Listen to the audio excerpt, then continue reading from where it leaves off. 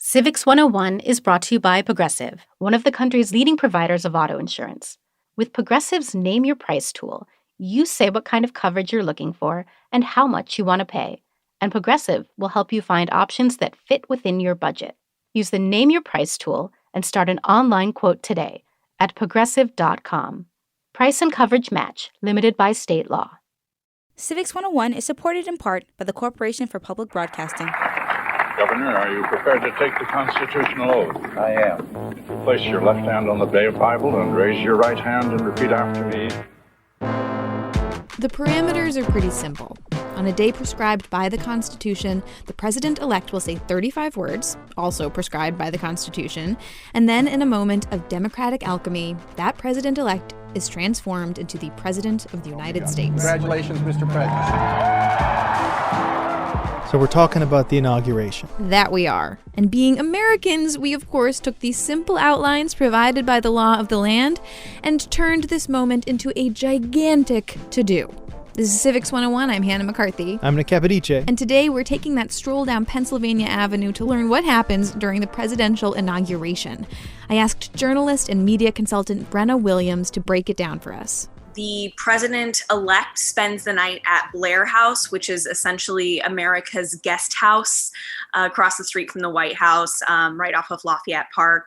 They wake up there and take a little jaunt or a drive over to St. John's Church. St. John's is also called the Church of the Presidents. My favorite fact about it is that Abraham Lincoln used to inconspicuously sneak into a back pew for evening prayer during the Civil War. After that, maybe you'll get a little meet and greet at the White House with the current president and the president-elect. We saw that last time with the Obamas welcoming the Trumps. And then after that, it is off to the races. We are off to the Capitol, and that is where the big show happens. Now, of course, we're doing things differently in the age of the pandemic, but typically there are many thousands of people in attendance at the inauguration.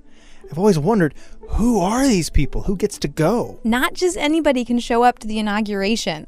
In a typical year, 200,000 tickets are given to members of Congress to give to their constituents. You get the inauguration, you'll have, national anthem, a lot of patriotic things.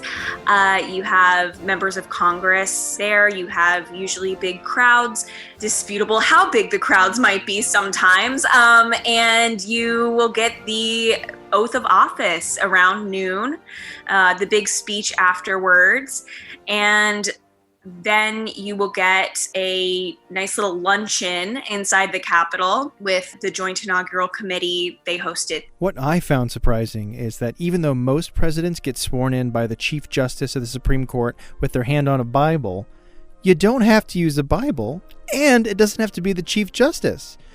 John Quincy Adams used a book of law. Teddy Roosevelt didn't use anything. And Calvin Coolidge was sworn in by his dad, who was a notary public. The only thing the Constitution mandates is the oath of office and the date. It used to be March 4th, but the 20th Amendment changed it to January 20th. Anyway, oath, speech. John Kennedy started the tradition of having a poet recite a little something. Something we were withholding made us weak, until we found out that it was ourselves we were withholding from our land of living. And then comes the parade. Then the now president will parade down Pennsylvania Avenue. There's about a little more than a mile between the Capitol and the White House on Pennsylvania Avenue. Maybe they'll get out and do a little wave. They go to the White House, and there's a big grandstand kind of built out in front of the White House where the president and his guests will watch the inaugural parade, which includes, members of the military, maybe some high school marching bands, various representatives of ideally all 50 states and the territories. Jimmy Carter apparently started this tradition. He spontaneously got out of his limo and started walking and waving. And then they go inside their new house, get all gussied up, and they go to between 2 and 15 inaugural balls usually. I mean, it's a lot. It's a long, long day. And that is how they end the night. And then they go home again to their new residence at 1600 Pennsylvania Avenue and get to lead in the free world. So the parade, the balls, the crowds, all that is going to be nixed this year due to the pandemic.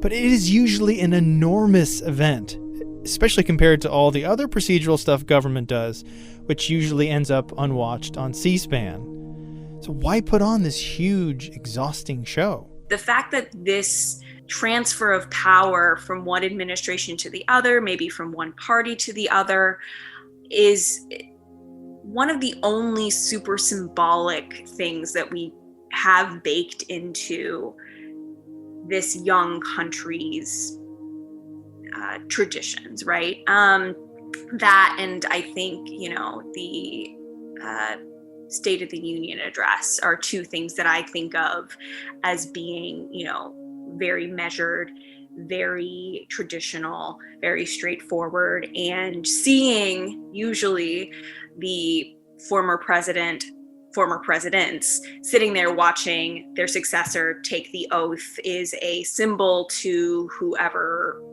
voted for them when they were in office.